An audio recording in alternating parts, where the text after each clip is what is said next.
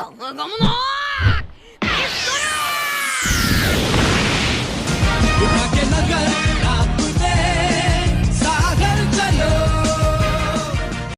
Episode 25 की शुरुआत होती है एपिसोड के नाम से, जो कि आप स्क्रीन पे देख सकते हैं। एपिसोड की शुरुआत में हमें दिखा जाता है डॉन क्रीक के पायरेट्स जो कि देख रहे हैं शेफ्स की तरफ, और जितने भी सारे शेफ हैं वो देख रहे हैं उनकी तरफ। लूफी बोलता है शायद उन्होंने अपना लड़ाई करने का इरादा बदला नहीं है।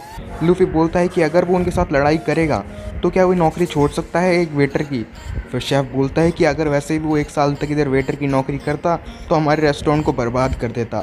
लूफी हंस के बोलता है कि ठीक है चलो। लूफी मजाक मजाक में शेफ से बोलता है कि मैंने सुना है कि आप अपने टाइम के बहुत महान पायरेट थे और पायरेट के राजा बनना चाहते थे वन पीस लेके। और फिर शेफ जैफ होते हैं, वो बोलते हैं कि मैंने पहली बार किसी को कहते हुए सुना है कि वो वन पीस लेना चाहता है, वो भी इतने साफ साफ और बिना डरे, और वो तुम हो बच्चे। लूफी बोलता है कि वन पीस तो मैं लूँगा, पर आपने मेरी बात का जवाब नहीं दिया।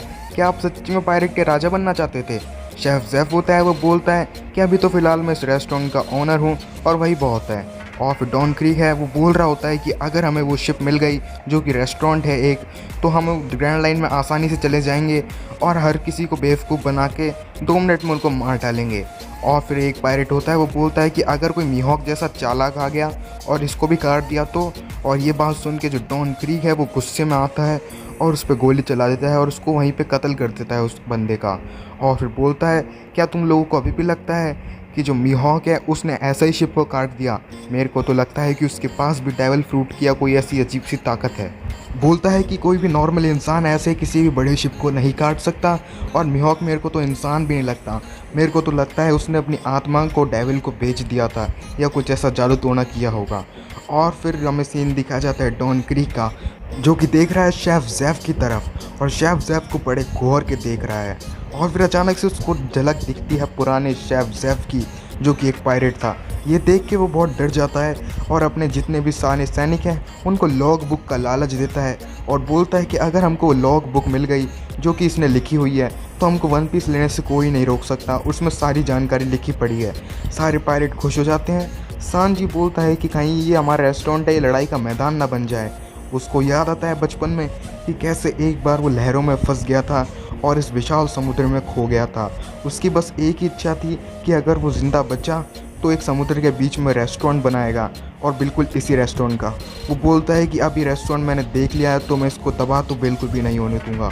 और बोलता है कि जितने भी फिन हैं नीचे, यानी कि जितने भी पंख हैं रेस्टोरेंट के, वो खोल दो। एक शेफ होता है, वो बोलता है कि इस रेस्टोरेंट के पंख खोलने से इस रेस्टोरेंट पे बहुत सारी जगह आ जाएगी, जिससे इन लोगों को फाइट करने की जगह मिल जाएगी। सांजी होता है, वो बोलता है कि तुम उसकी चिंता मत करो, तुम रेस्टोरेंट के पंख खोल दो। तो चलो देखते हैं कि रेस्टोरेंट के पंख कैसे दिखते हैं। उधर जितने भी सारे शेफ हैं वो पंख खोलने जाते हैं रेस्टोरेंट के। इतने में जो लूफी होता है वो अपना गम की मदद से पहुंच जाता है उधर दुश्मन की शिप पे, यानी कि डॉन क्रीक की टूटी हुई शिप पे, क्योंकि उसकी शिप टूट चुकी थी जब मीहॉक ने हमला किया था। और फिर जो सांजी होता है वो बोलता है कि ये सच्ची में बंदर जैसा है, ऐसे लोग ग्रैंड लाइन से भर जाएंगे क्या? और फिर शेफ जैफ होता है, वो गुस्से में आके बोलता है कि उसकी तुम फाइट देखना और अपनी आंखें हिलाना मत जब तक वो फाइट करता रहे। लूफी उधर जाके चिपक जाता है बोट के पास और एक डंडे पे बैठ जाता है। और फिर जो डॉन क्रीक होता है वो बोलता है कि बच्चे तुम शायद जानते नहीं हो, जो डेविल फ्रूट ने जिन लोगों ने खाया होता है डेविल फ्रूट, वो पानी में नहीं तैर सकते और समुद्र का उनको श्राप लगता है, इसलिए समुद्र में डूब के मर जाते हैं। और तुम्हें समुद्र से डर नहीं लग रहा? लूफी बोलता है कि हाँ वो बात जानता है, उसको समुद्र से डर नहीं लगता। सारे शेफ चिल्लाते हैं कि हम फिन खोल रहे हैं, यानी कि पंख खोल रहे हैं, सांजी तुम तैयार रहना। फिर नीचे जो रेस्टोरेंट के पंख खुलने लग जाते हैं। वो रेस्टोरेंट के पंख बिल्कुल एक मछली के पंख की तरह हैं जब भी उन्हें फिन बोलते हैं। और फिर बहुत सारी जगह बन जाती है लकड़ी की, और हमें दिखाया जाता है ऊपर का सीन जहाँ पे पूरा रेस्टोरेंट है, उसके चारों ओर बहुत सारी जगह बन जाती है। और फिर लूफी देख के बड़ा हैरान होता है और बोलता है कि ये तो बहुत मस्त चीज़ है। और जो सांजी होता है वो बोलता है कि इधर फाइट करेंगे हम। और फिर जो पैटी सान होता है और एक शेफ़ होता है वो ले आते हैं एक अजीब सी बोट उनको हराने के लिए, डॉन क्रीक को हराने के लिए। वो बोट बिल्कुल एक छोटी मछली की तरह होती है और उस बोट के अंदर होती है बहुत सारी तोप, और वो तोप चला देते हैं डॉन क्रीक की शिप पे, जिससे जो डॉन क्रीक की टूटी हुई शिप है वो और टूट जाती है। ये देख के जितने भी सारे शेफ़ होते हैं वो बहुत खुश होते हैं और बोलते हैं कि उन्हें ख़त्म कर दो। पैटी सान और वो शेफ़ पैडल मार के पहुंच ही रहे होते हैं उनके पास। इतने में जो डॉन क्रीक होता है वो रोक देता है उनकी शिप को और फिर डॉन क्रीक बोलता है कि मैं इस समुद्र का राजा बनूंगा, जितने भी समुद्र के लोग हैं। वो एक ही हाथ से शिप को रोक देता है और शिप आगे नहीं बढ़ पाती। कमाल की बात तो ये है कि डॉन क्रीक एक ही हाथ से उस शिप को उठा के हवा में फेंक देता है और फिर सारे लोग दंग हो जाते हैं और बोलते हैं कि हमारे रेस्टोरेंट पे गिरेगी और हमारा रेस्टोरेंट टूट जाएगा। सांजी होता है वो सिगरेट पी रहा होता है। फिर अचानक से पता चलता है कि सांजी को पता है कि उनकी तरफ आ रही है बोट। सांजी होता है वो हवा में उड़ता है और जो बोट आ रही होती है उसको एक किक मारता है और किक मारते ही जो बोट होती है वो दूर चली जाती है। और ये देख रहे होते उसके डॉन क्रीक के जितने भी सारे पायरेट हैं वो बोल रहे होते हैं कि ये बंदा कैसा है, इसने इतनी भारी शिप को कैसे मारा लात। और जितने भी सारे शेफ़ होते हैं वो तारीफ़ करने लग जाते हैं सांजी की और बोलते हैं कि हमको सांजी की किक से यही उम्मीद थी, क्योंकि सांजी बहुत अच्छी किक चलाता है। पैटी सान और शेफ़ होते हैं वो गुस्से में होते हैं और बोलते हैं कि तू अपने साथियों को ही मारना चाहता है कि सांजी, इतनी ज़ोर से किक मारने की क्या ज़रूरत थी। इतने में वहाँ पे आ जाते हैं डॉन क्रीक के पायरेट और धक्का देते हैं बहुत सारे शेफ़ को और बोलते हैं कि हम प्रोफेशनल फाइटर हैं और तुम बस एक शेफ़ हो, तुम हमसे कैसे जीत पाओगे। और जितने भी सारे शेफ़ होते हैं जिनके बहुत तेज़ लगी होती है क्योंकि पायरेट ने उनको धक्का दिया होता है, वो बोलते हैं कि हमको मामूली शेफ़ मत समझना। पायरेट बोलते हैं कि हमको भी मामूली पायरेट मत समझना, हम डॉन क्रीक के पायरेट हैं और हम इस समुद्र के राजा बनने वाले हैं। डॉन क्रीक उनको ऑर्डर दे रहा होता है कि जल्दी से रेस्टोरेंट पे हमला करो। सांची बोलता है कि हमारे होते हुए हमला कैसे करेंगे। और फिर उनको याद आता है पैटी सान को कि कैसे वो इस रेस्टोरेंट में आए थे 2-3 साल पहले एक गुंडे के रूप में, जहाँ पे जो सांजी है वो बहुत छोटा होता है और शेफ़ ज़ैफ उसको सिखा रहे होते हैं कि खाना कैसे बनाते हैं। और फिर जो शेफ़ ज़ैफ हैं वो बोलते हैं कि अगर तुम्हें सच्ची में बहुत भूख लग रही है तो मैं तुम्हें खाना खिलाऊंगा, अगर तुम्हारे पास पैसे नहीं हैं तो तुम्हें इधर काम करना पड़ेगा। और फिर जब से ही यहाँ पे लोग कस्टमर संभालने लग गए हैं पैटी सान और वो शेफ़, क्योंकि वो पहले एक गुंडे थे और उनको लड़ाई करना अच्छे से आता है। और जो सांजी होता है वो बताता है उनको कि हमारे इधर एक से एक गुंडे बड़े पड़े हैं, हम तुमसे नहीं डरते। और फिर पैटी सान और शेफ़ होते हैं वो हमला कर देते हैं पायरेट पे और वो उनको एक ही झटके में पैटी सान होता है उतने सारे पायरेट को हटा देता है। लेकिन जो दूसरा शेफ़ होता है वो थोड़ा सा कमज़ोर होता है, वो दूर जाके गिरता है। शेफ़ ज़ैफ ये देख रहा होता है, इतने में उसको दिखता है कि पानी में से एक अजीब सा आदमी आया है जिसके गर्दन पे और जिसके पूरे उधर छाती पे एक शील्ड बनी होती है और जिस पे मोती लगे होते हैं। वो बोलता है कि मेरा नाम है पर्ल सामा। पर्ल मतलब होता है मोती, वो अपने आप को मोती वाला इंसान कहता है और बोलता है कि तुम मेरे को हरा के दिखाओ, मैं सबसे ताकतवर पायरेट हूँ इनके क्रू मेंबर में।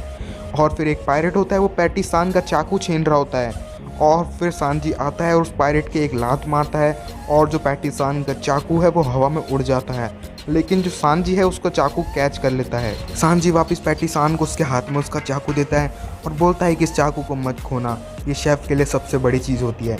सांजी उन पायरेटों को अपनी एक लात से मार देता है। पता चलता है कि उसको लात चलाना सिखाया था शेफ़ ज़ैफ ने, जैसे जब वो पायरेट थे वैसे लात चलाते थे, बिल्कुल सांजी वैसे ही लात चलाता है और गुस्से में बोलता है कि मेरे को एक मामूली शेफ़ समझने की गलती मत करना।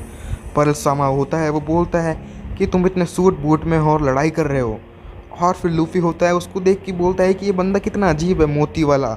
और फिर पीछे से डॉन क्रीक है वो लूफ़ी पे हमला कर देता है अपने हथियार से, लेकिन जो लूफ़ी है वो पर्ल सामा पे आके गिरता है और नीचे गिर जाता है और बोलता है कि उसने मेरे को धोखे से मारा। और तभी सारे लोग बहुत ज़्यादा चौंक जाते हैं और बोलते हैं कि कुछ नहीं हुआ, बस नाक से खून आया था।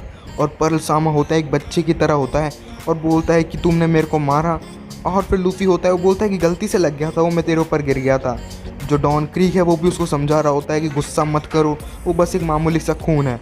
जो पर्ल सामा होता है बिल्कुल बच्चे की तरह मंजीरा बजाने लग जाता है और गुस्से में आ जाता है और बोलता है कि तुमको छोड़ूंगा नहीं। और फिर सारे लोग होते हैं वो बोलते हैं कि ये शुरू हो गया। और जो पर्ल सामा होता है उसके शरीर पे पूरे पे आग लग जाती है, उसके जितने भी आसपास पायरेट जाते हैं उनके भी आग लग जाती है। पता चलता है कि जो पूरा लकड़ी का रेस्टोरेंट का फ्लोर था वो जल रहा है। सांजी की आंखों में ये दृश्य दिख रहा है और सांजी देख रहा है कि उसका रेस्टोरेंट जल रहा है। सांजी पर्ल सामा के एक लात मारता है, लेकिन पर्ल सामा की लात का कुछ असर नहीं होता। सांजी होता है वो बोलता है कि अब तक मैंने बहुत जानवर देखे हैं पर तुम बहुत अलग हो। सांजी उस आग से अपनी सिगरेट पीने लग जाता है और उसको नीचा दिखाता है। पर्ल सामा होता है वो बोलता है कि तू आखिर इतने एटीट्यूड में क्यों है। सांजी फिर से एक बड़ी लात मारता है पर्ल सामा की शील्ड पे और पर्ल सामा दूर जाके गिरता है। और जो पर्ल सामा है उसके नाक पे खून वापस आ जाता है बहुत सारा, क्योंकि सांजी ने उसके मुंह पे भी लात मारी थी।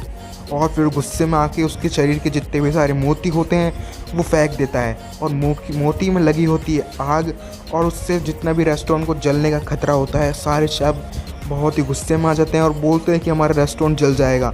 वो सारे पर्ल जाते हैं शेफ़ ज़ैफ के ऊपर, लेकिन शेफ़ ज़ैफ एक हवा में लात चलाता है जिससे वो पर्ल में आग लगी होती है, वो मोतियों में आग लगी होती है, वो बुझ जाती है। जो पर्ल सामा होता है वो बड़ा हैरान होता है और रोने लग जाता है बच्चे की तरह। शेफ़ ज़ैफ है वो बोलता है कि इसका दिमाग अभी भी बच्चे जैसा है। जितने भी सारे पायरेट हैं वो डर जाते हैं कि इसने पर्ल सामा को भी रोक दिया। जो लूफ़ी होता है वो बोलता है कि ये बूढ़ा आदमी सच्ची में मेरे को मस्त लग रहा है बहुत। और जो डॉन क्रीक है वो बोलता है कि इस रेस्टोरेंट को जल्दी से जला दो, और डॉन क्रीक वापस हमला कर देता है सांजी पे अपने हथियार से। सांजी को समझ में नहीं आ रहा होता कि अब क्या करना है, क्योंकि वो आग में फंसा है। तभी लूफ़ी वहाँ पे आता है सांजी को बचाने के लिए, और लूफ़ी खुद उस हथियार को वापस फेंक देता है डॉन क्रीक के पास। और डॉन क्रीक के पास फेंकने के बाद पता चलता है कि जो लूफ़ी के पीछे आग लग चुकी है और लूफ़ी चिल्ला रहा है। सांजी बोलता है लूफ़ी को कि शुक्रिया, तुम्हारी वजह से मैं बच गया। जो डॉन क्रीक का हथियार है वो वापस आता है, लेकिन गलत जगह पे आता है, जिससे उसके शिप का एक बहुत बड़ा हिस्सा होता है लकड़ी का, वो टूट के गिर जाता है। मज़े की बात तो ये है कि वो टूट के गिरता है पर्ल सामा पे, जिससे उसकी चटनी बन जाती है। ये देख के जितने भी सारे पायरेट हैं वो बहुत डर जाते हैं, क्योंकि पर्ल सामा की हालत बहुत बुरी हो चुकी है और वही सबसे ताकतवर है। और फिर जो डॉन क्रीक है वो बोलता है कि मैदान में मेरे को ही उतरना पड़ेगा। तभी पता चलता है कि जो शेफ़ ज़ैफ हैं वो नीचे गिर चुके हैं और उस पर किसी ने पैर रख दिया है। और फिर पता चलता है कि वही आदमी है जिसने सांजी ने जिसको खाना खिलाया था, डॉन क्रीक का आदमी। सांजी और लूफ़ी दोनों बड़े हैरानी की तरफ से देखते हैं। जो लूफ़ी होता है बहुत अजीब सा लुक देता है उस आदमी को, और जो सांजी होता है वो वही वाला लुक दे रहा होता है कि भाई मैंने तेरे पे एहसान किया था, तूने आज ये सिला दिया। और फिर जो डॉन क्रीक का आदमी होता है वो देख रहा होता है अपने धोखेबाज वाली आंखों से सांजी को। और फिर शेफ़ ज़ैफ है वो सर नीचे झुका के लेटा होता है, क्योंकि उस पर पैर रखा होता है उस आदमी ने। और जो 25 एपिसोड है वो भी इसी सस्पेंस के साथ ख़त्म हो जाता है। तो मिलता हूँ आपसे 26 एपिसोड में, यानी कि कल। तब तक के लिए वैसे कहने को है बातें पर मन में दबाता चला आया कितने तूफाने, मैंने सोचा ही नहीं था मैं माजी में दफनाता आया हूँ कितने बार।